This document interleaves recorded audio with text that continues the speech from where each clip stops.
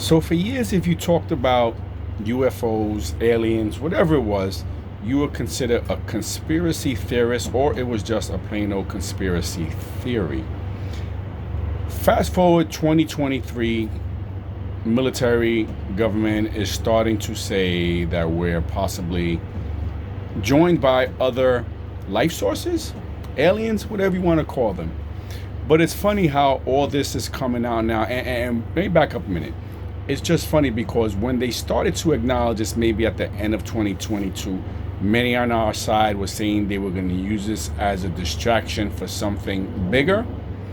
And it just so happens that it's coming out now when we're in the midst of probably the largest ecological disaster in the United States. Potentially, they're not even covering, the news isn't even covering it, what happened in Ohio. Then we're on the precipice of World War III with Russia and China.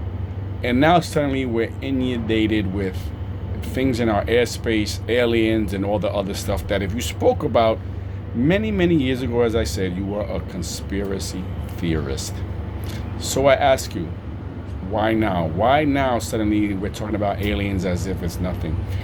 Why now aren't we talking about things that are really important in this country, things that are going on, like potentially World War III, a giant ecological disaster where they told these people to go back home and yet their pets, fish around them, everything else is dying within hours?